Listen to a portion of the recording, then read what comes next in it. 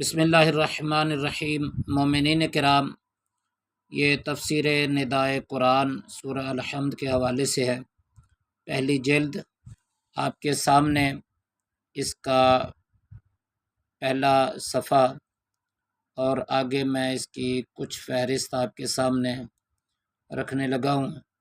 اس میں سورہ الحمد کے حوالے سے بات کی گئی اور توہین رسالت پر مشتمل جو روایات ہیں سورہ الحمد کے ضمن میں بیان کی جاتی ہیں کتابوں میں، اس کا بڑا زبردست جواب دیا گیا ہے۔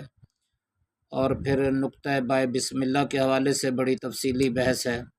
بسم اللہ الرحمن الرحیم ہر صورت کی پہلی آیت ہے، اس پر بہت زیادہ دلائل دیے گئے ہیں، اور اس حوالے سے بسم اللہ کے آثار و برکات دنیا میں یہ آپ کے سامنے ہیں کہ 16 یہ آثار بیان کیے گئے۔ بسم اللہ کے آثار و برکات آخرت میں تو یہ بھی 4 بیان کیے گئے ہیں۔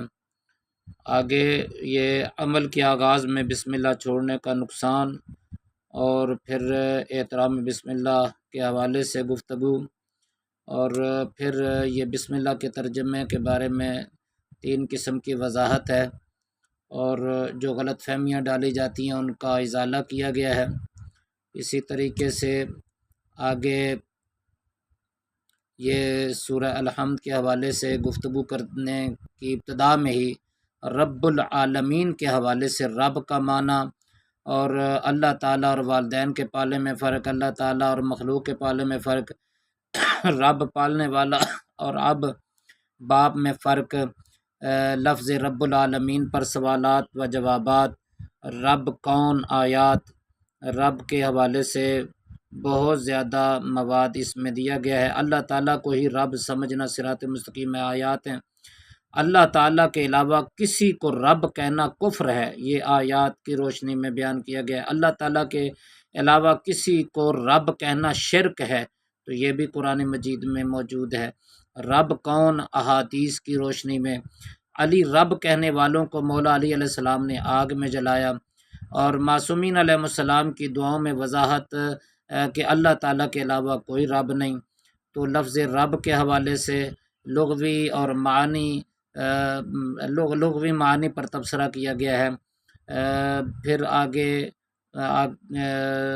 ذکر باقی آیات کا کیا گیا، ایاک نعبد و ایاک نستعین پر تفصیلی بات ہے، استعانت پر تفصیلی بات ہے، ہدایت کے حوالے سے تفصیلی بات ہے، صراط مستقیم پر جو روایات اور آیات ہیں ان کا تذکرہ ہے، پھر مرزائی نظریہ اور اس نظریے کے مدلل جوابات بیان کیے گئے ہیں، اور آخر میں جو صراط الذین انعمت علیہم کے حوالے سے مغضوب کون ہے، ضال کون ہے، اور اس کے حوالے سے بڑی تفصیل ہے۔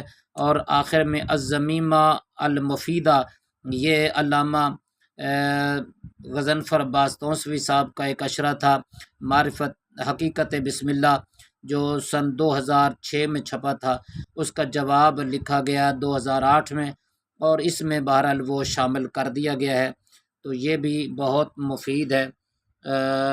انشاءاللہ اس پر کام ابھی ہو رہا ہے، اللہ کرے گا انشاءاللہ جلد از جلد یہ پایہ تکمیل تک محنت پہنچ جائے گی۔